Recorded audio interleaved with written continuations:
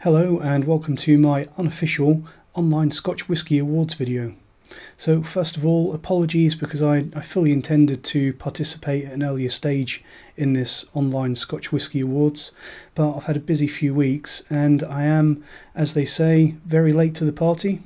But on the plus side, that does mean that being on the outside of this year's awards does mean that I can participate as a voter, as well as hopefully raising some awareness about this and getting some of you guys out there to vote and have your voices heard as well. Also want to say a big thank you to Roy at Aqvavitae, as well as Ralfy and all of the OSWA founding members for what they've done, especially Ralfy, because I imagine, like a lot of whiskey tubers, at least me personally, I wouldn't be on YouTube if it wasn't for Ralfy.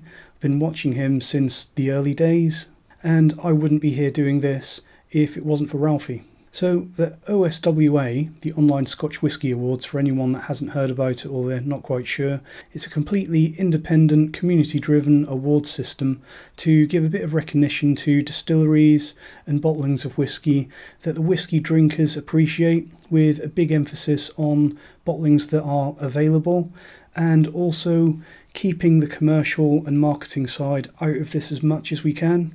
So everything that's nominated and everything that's tasted, it's being nominated by WhiskyTubers, and we're doing everything we can to make sure that there's no bribes or free samples or freebies or any underhanded voting practices. It's going to be Scotch drinkers at home voting on things that they like because they've spent their money on them, and it's good stuff. So I will put a link in the description below to both Roy and Ralfy's videos on the OSWA. And me personally, I think that this new initiative is a great thing. It's a little bit of much needed organisation. I think that over the last few years, WhiskyTube is really evolving and maturing, like a fine Scotch whisky.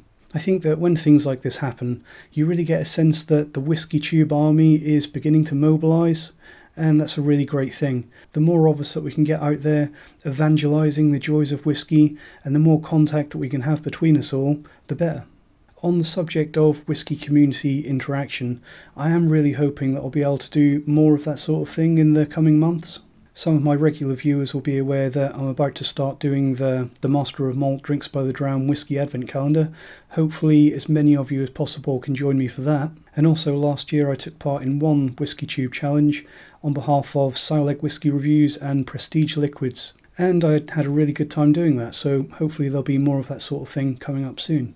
As for this year's Online Scotch Whisky Awards, I won't go through all the whiskies that have been nominated, but the nominations have been decided now by the founding members, and anyone that wants to take part, if you've got a Google account, if you go onto the OSWA website, which I'll also link below, the voting is now open, so anyone that wants their opinion to be heard is free to do so. As I am late to the party, as I mentioned, I thought I'd put this video together just so that my voice is heard and just to give a little bit of feedback as to my thoughts on the nominations and the categories and what I hope to see win. So the first category that the OSWA has decided on is the Best Entry-Level Single Malt of 2021. Now, this is obviously a really important category because everyone needs a gateway whisky to get them into the world of single malt. And these affordable, available entry-level single malts are where a lot of us will have our first experience, where we have a whisky that we get really passionate and really fall in love with. And my choice for the best entry-level single malt out of the nominations chosen by the OSWA is Bunnahabhain 12-year-old. So Bunnahabhain is a distillery that I've been to, and it's a distillery that I've really loved for many years. A lot of people kind of see Bunnahabhain along with Bruichladdich as kind of the dark horses of Islay, because they predominantly produce unpeated whisky. So they are Islay whisky distilleries that are kind of known for producing non-traditional Islay style Scotch. But Bunnahabhain, with its beautiful sherry matured whiskies and real commitment to strong maltiness and really high quality, and in recent years craft presentation, it's just something that's really made me fall in love with them. So Bunnahabhain 12-year-old, the first time I tried it is actually back in the bad old days of the 40% chill filtered version, which in my opinion and a lot of people's opinion was not a great whisky. But ever since Bunnahabhain have upped the ABV up to 46% and ditched the colouring and the chill filtration, I think that the distillery has really gone from strength to strength. And that fact was really brought home to me when I was tasting the drams in last year's 2020 whisky advent calendar, and one of them was actually Bunnahabhain 12-year-old. And I think it had probably been a little while since I'd last had it, and I knew I was going to like it, but tasting it alongside all those other whiskies, I really saw how special it was. It really surprised me in a way how good it was compared to the price point and the age statement on the bottle, and that's why for me Bunnahabhain 12-year-old is going to be the best entry-level single malt of 2021. Should also mention that Bunnahabhain, if you're fortunate enough to be able to visit the distillery, it's a great traditional low-key distillery, so it's very much the opposite of the big touristy glitz and glamour type of tourist trap distillery that some distilleries give you as an experience when you visit. What I will say is that it was a little bit of a tough decision for me to choose Bunnahabhain 12-year-old as this year's best entry-level single malt, because another nomination chosen by the founding members is the Ardbeg 10-year-old, and in my opinion that's probably, for me, a better whisky than the Bunnahabhain 12-year-old, but I think that Ardbeg, any Ardbeg expression, can be a little bit of a punch in the face. I think it's a little bit more specialist, a little bit more niche. Some people aren't going to like it, especially if they're in the market for some of the more entry level, if they're in the early years of their whisky experience, and for that reason I'm going to give it to the Bunna. Now, a more serious note here, we need to talk about who nominated Highland Park 12-year-old. So, come on, I demand that they are named and shamed. I do suspect that it might have been some Americans voting. As far as I'm concerned, you can take your 40% ABV in your chill filtration and you can keep it. So, moving on, I should probably say that for my picks from the nominations, it has been mentioned by the OSWA that if your choice isn't there, they are going to ask people for their people's choice pick. So if what you want to choose is not there and you're really disappointed, you can actually enter that manually and your voice will still be heard. And that's kind of how I'm going to go about giving my choices. If what I want's not there, I'll give the people's choice pick. And if there's two nominations that I'm having a hard time choosing between them, I'm going to give an honourable mention to anything that comes as a close second or third. So next category is Best Blended Scotch or Blended Malt Whisky. Now this is a category that I've always had a little bit of an issue with, because in my opinion, when you're looking at blended Scotch and especially blended malts, they tend to be split two ways, because it must be said that there is a stigma about blended whisky in any form. A lot of people see it as a bottom shelf product, lower quality, young, cheap, harsh. It's for mixers, it's not serious whisky. And maybe unpopular opinion, I think that's not entirely undeserved, because I think when you look at blended whiskies, they tend to either be cheap, bottom shelf, mass produced, cheaply produced, generally not very good stuff, and then you get a few almost halo products, things where you can tell that they have put the expense and the time and the knowledge into making them, things like compass box whiskies. But those blended whiskies, they, aside from being the darlings of a lot of whisky commentators, they often don't sell in anywhere near the volumes as your cheaper blended whisky does, probably purely down to price, and also because of that stigma. A lot of people are unwilling to pay single malt prices or even high single malt prices for something which is a blend. And I think until we all get over this stigma of what blended Scotch is, it's going to be hard to get past that situation, and we're going to maintain this situation where good blended whiskies are few and far between.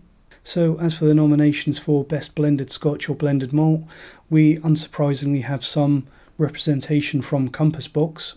We've also got what is my pick, and that's Johnnie Walker Green Label. I think Johnnie Walker Green Label wins for me because it ticks all those boxes as affordable and available, as well as being a very accessible and pleasant and enjoyable whisky.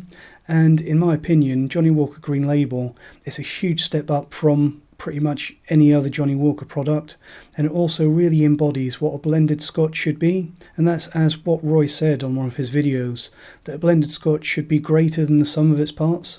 Now, my People's Choice picks for Best Blended Scotch or Blended Malt, I've actually got two, and the first one is Glenorchy 5-year-old Blended Malt, which is a Lidl product by way of Ian MacLeod. Now, I think that this is another really good whisky, similar-ish flavour profile to Johnnie Walker Green, but incredibly accessible and incredibly affordable to at least to anyone in the UK. And my other pick for Best Blended Malt is the Naked Grouse. Now, Naked Grouse has been around for quite a few years, and it's one that I've avoided, basically down to the stigma of being a famous grouse product. But I tried it fairly recently, and to me that's really taken the place of Monkey Shoulder as the blended malt, reasonably affordable, very approachable whisky that I'd recommend to whisky newcomers. Next category, and this is one that really threw me for a loop when I first saw it, is Best Grain Whisky. Now, when you look at the OSWA's nominations for Best Grain Whisky, you've got a bunch of bourbon, an Irish product, as well as what you would traditionally call a grain whisky. And if you watch some of the OSWA's videos, Ralfy actually says that this is more of a malternatives category. So bearing that in mind, that it's not just grain whisky, it's basically all non-single malt, my pick out of this category from the nominations is going to be Wild Turkey 101. And you'll also notice that Wild Turkey Rare Breed was also nominated in this category, and I don't think that's a coincidence. I think for me, Wild Turkey is definitely the Scotch drinker's bourbon. I think if you are a hardcore Scotch drinker and that's really what you like, and you're looking to try bourbon, I think you'll probably be fairly pleased if you go with any of the offerings from Wild Turkey. As for my People's Choice pick, I'm going to go with something that's a little bit more of a traditional, actual true grain whisky, and that's Loch Lomond Peated Grain. So that's a fairly new addition to the Loch Lomond lineup, and it's a little bit of an oddball again because it's not quite what you would normally think of as a grain whisky, because it's actually made from 100% peated malted barley. So the reason, and the only reason that I'm aware of that this comes in as a grain whisky rather than a single malt, is that it's run through a continuous still rather than pot stills. But in my opinion, Loch Lomond Peated Grain Whisky is an excellent grain whisky. It's going to be something that's instantly enjoyable by anyone that enjoys their peated whisky, and it also retains some of that grain character. Next category is Best Distillery. So my pick for this one is going to be probably a crowd favourite. It's going to be the Isle of Arran Distillery. I think that considering that they're a distillery that's less than 30 years old, the Isle of Arran Distillery has really made great strides in its progress. They released an 18-year-old official bottling, fairly widely available, after the distillery had only been around for just over 20 years, which when you think about it is a serious accomplishment in itself. And I just really love their commitment both to age statements as well as almost entirely craft presentation across their range. My honourable mention to another nomination from this category is going to be Bruichladdich on the Isle of Islay. And Bruichladdich is a distillery that I've always loved.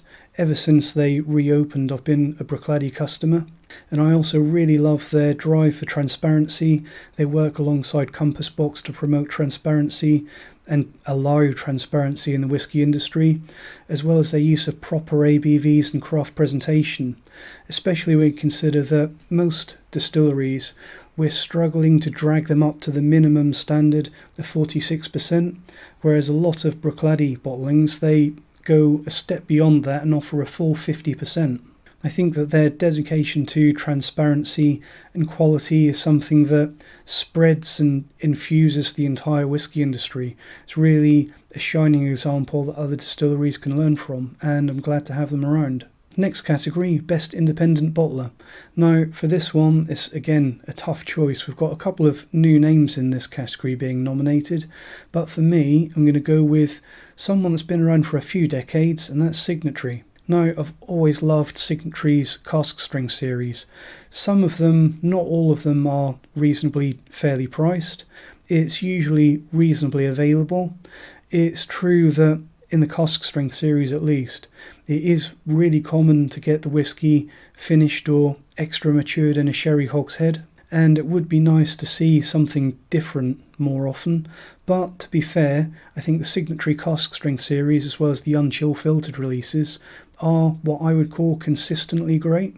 My people's pick for the best independent bottler category is going to be Berry Brothers and Rudd. Now, I was really surprised not to see this one come up, but the thing that's really impressed me about Berry Brothers is the Perspective series of blended whiskey, and this is one that I hadn't really even heard of until last year's advent calendar, when the 21-year-old from the Berry Brothers and Rudd Perspective series actually topped my leaderboard better than the other 23 drams in the calendar.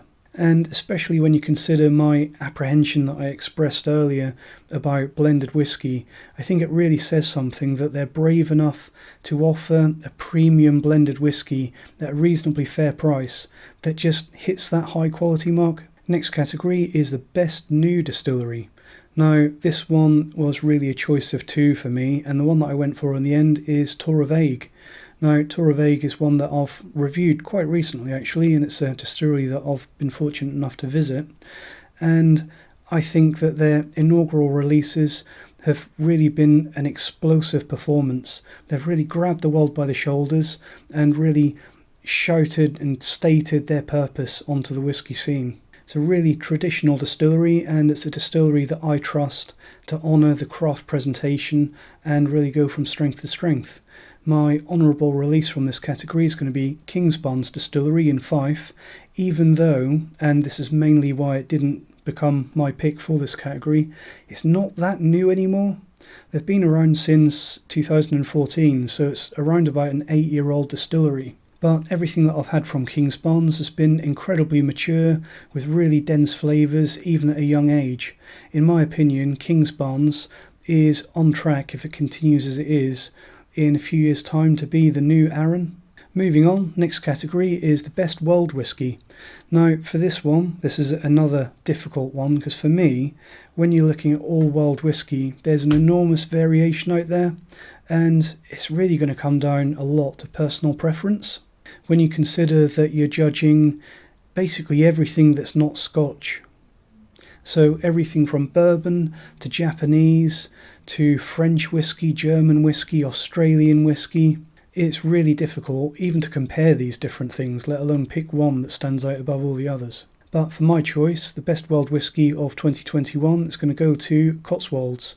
I think that the Cotswolds Distillery's Standard Expression is a great young whiskey. It is early days yet, but I think it's very well made, and it's a credit to the English whiskey scene. My People's Choice pick, and I do suspect that this one didn't get through as a nomination because it is basically the opposite of available, is Bimber. I really like the Bimber bourbon cask expression from last year, and like Torrevieja, they're really taking no prisoners in their unwavering quest to produce quality craft presentation whiskey. As I said, it's really not available, but when it is available, it's there at a fair price, and it may just be my new favourite English whiskey. So moving on, last category, and this is going to be a real tough one, best single malt. So, best single malt out of everything produced by Scotland in the last year. How can you even begin to narrow it down? I think I'm going to keep this one simple and go for what I think is the best one out of the nominations, and that is Longrow 18. It's really a whiskey that I know and love. It's a whiskey that I've bought more than once. It is a whiskey that's very hard to find for a lot of people these days, but when you can find it, like Bimber, it's reasonably fairly priced for an 18-year-old Campbelltown malt. And I just really love that old peater flavour profile. I think that peated whiskey, like a lot of people, I prefer my peated whiskey on the younger side, so it's fresh and packs loads of those smoky, intense flavours. But me personally, when I've tried younger Longrow expressions like the Longrow CV, really not that impressed. But I think that once Longrow gets up into the mid to high teens, it really comes into a world of its own. My honourable mention for the best single malt category, and this is going to be a little bit of a divisive one because it is a very divisive whiskey. My people's pick is going to be Highland Park Valfather. Now, I know that this one didn't click with a lot of people, But me personally, I really like the flavour profile. I like the presentation both of the whisky and the packaging, and I think it comes in at a fair price. So me personally, I think that the Valfather is worthy of a people's pick. So those are my choices. I'm sure that a lot of you out there will agree with some of it, and I'm sure a lot of you will disagree and have your own opinions on other things, because that's just one of the great things about whisky. I'd love to hear your thoughts on your picks, but more importantly, make sure you do what I'm about to do and go onto the OSWA website and register your picks and make sure that your voice is heard. And hopefully next year I'll be able to get a little bit more organised early on and take part properly. Thanks for watching, and cheers.